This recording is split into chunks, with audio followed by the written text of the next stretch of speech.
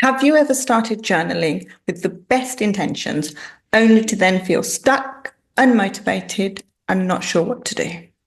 Maybe you've even bought a brand new journal, written in it for a few days, and then just nothing. If this sounds familiar, don't worry, you're not the only one. Today I'm going to share 5 mistakes that people make when they start journaling and how you can potentially avoid them so that you can turn journaling into a personal growth tool that also helps with emotional well-being and self-discovery. So let's dive in. For those of you new to my journal, hi, I'm Neha, mindfulness and journal coach and expert on a mission to help people emotionally reconnect with themselves, their partners, their children, their colleagues, their friends, their family, all through the power of journaling. Welcome to Journal 101. Now, journaling takes practice to get used to. It's one of those things that very rarely people just fall into it straight away. The most common mistake that people make when it comes to journaling is waiting for the perfect time.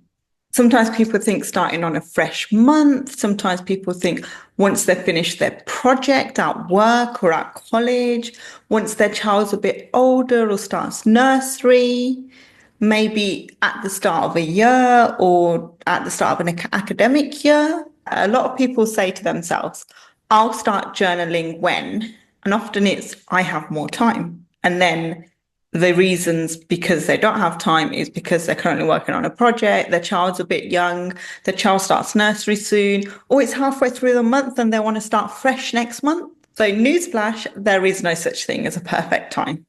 And to be honest, journaling doesn't need a perfect time. You don't need to start fresh. And to be honest, you don't even need to find the perfect notebook. You could use any notebook to journal in. Sometimes if you just want to get started and you don't want to go and buy a brand new journal, just use some lined paper or a blank piece of paper. You could probably even use your phone, although I always recommend using a pen and paper just because of the process that it puts our mind in. But if you just want to get started, maybe use just the notes on your phone. Journaling doesn't require hours and hours and hours of practice. As I've said in previous video, 5 minutes sometimes is all you need. To be honest, sometimes I only get 2 minutes to write anything in my journal, being a new mum. However, I still keep going because I know there's some days when I get a bit longer. And if I break the practice of doing it every single day, it's going to be harder for me to get into. So I'd rather spend 2 minutes on it than not do it at all. The 5 minutes a day that you spend journaling can make all the difference to your mindset and just the way your day flows. The clarity you get inside you doesn't require a perfect time or a perfect notebook. So instead of waiting, just get started. You could go and grab any notebook you've got in the house, a piece of paper, the back of an envelope, and just write how you feel. Because that is what journaling is. You're trying to bring out the emotions inside you up to surface so you could better understand them and connect with yourself a lot better. Common mistake number 2, thinking they have to write pages and pages and pages every single day. Similar to what I said earlier, journaling does not require a lot of time.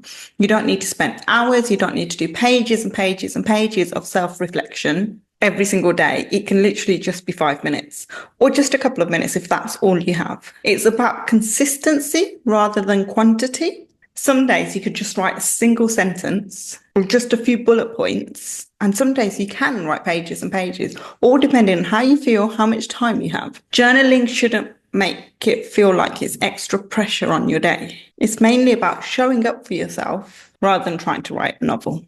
If you do feel like, journalings are going to be too much for you, try writing just one sentence about your mood. List 3 simple things you're grateful for, or jot down just one win of your day. Mistake number 3, focusing too much on doing it right. There's no right way.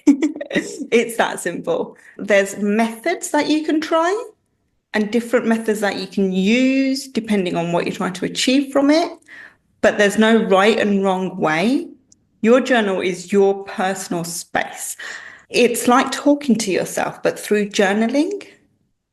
And you're the only person that's going to read it back. So there's no right or wrong way.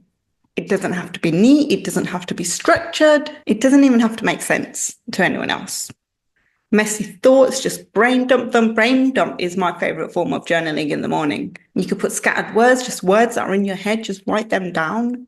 You could do some doodling, all of that is fine. You could do a mix of it all. One of the easiest ways to avoid the perfection is by free writing or setting yourself a timer and just writing whatever comes to mind in those couple of minutes without judging, without editing, without going back, without reading it. Mistake number 4, only journaling when you feel inspired. Now, it's really, really easy to journal when you feel really motivated. But what about those days when you don't feel so motivated? Those are probably the days you need to journal more than the motivated days, because journaling helps you work out why you're feeling unmotivated, what's happening. Obviously, if you've had a really restful sleep and you're very tired because you're on very little sleep, then that's understandable. But some days when we've had enough sleep, we've done everything normal, but we just feel restless, unmotivated, irritated. Getting your notes down on a journal, those are the days that it really helps. Of course, the motivated days help you as well, but on those days, journaling helps you the most. Journaling's a bit like building a muscle. The more you do it, the easier it actually becomes. So even on days when you don't feel like it, if you have to, just write for less. Or if you're normally doing free writing for like 5-10 minutes, maybe just do bullet points or just do some gratitudes that day just to make it quicker. Or if you have to, just write 1 or 2 words or 1 sentence that just describes your day. Some really quick prompts for uninspired days include, today I feel da, da, da, da, da. That's your 1 sentence. Sometimes you might then actually start writing more after that. One thing I noticed today, and again, once you start writing this, you realize that actually I wasn't motivated, but now I want to write a few pages or a few sentences. A question I have for myself today.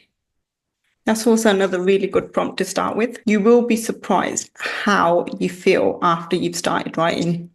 Number 5, and this is my favorite, not having a clear purpose, especially in the days when you're just starting out, not having a reason for these writings or a type of writing method that you're going to do.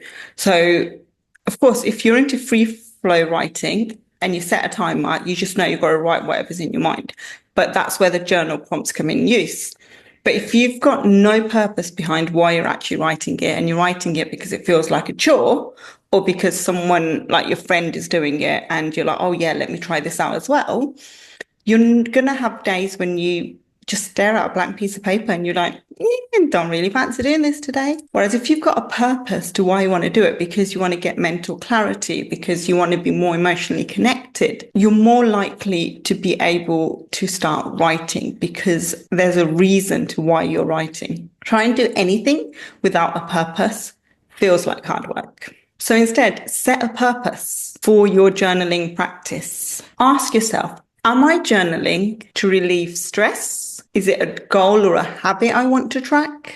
Am I using it for a form of self-reflection or emotional clarity? Or am I just writing it because my best friend's doing it and I think it'll be interesting? But once you have defined your purpose, journaling feels much more meaningful. And once you start writing, you're like, oh, that actually felt good. So remember, journaling is a powerful tool, but only if you actually use it. So now that you know what the mistakes are and how to avoid them, you can actually make journaling work for you a lot more. Obviously, if you want to go much deeper into journaling and work with me in a community where we go through the different types of journaling, so you can pick up the ones that are best for you, find the best practices, and be able to reflect on yourself, come join me on my 8-week transformation program, where I'll guide you through journaling for emotional clarity, stress relief, and self-growth. But before you go, do let me know in the comments if any of these mistakes are common for you or things that have actually popped up in your mind. If you haven't already, do hit the bell button and the subscribe button so you're alerted when I put these videos out in the future. Give me a thumbs up if you've liked the video. And if you're on social media, give me a follow. Until next time, happy journaling.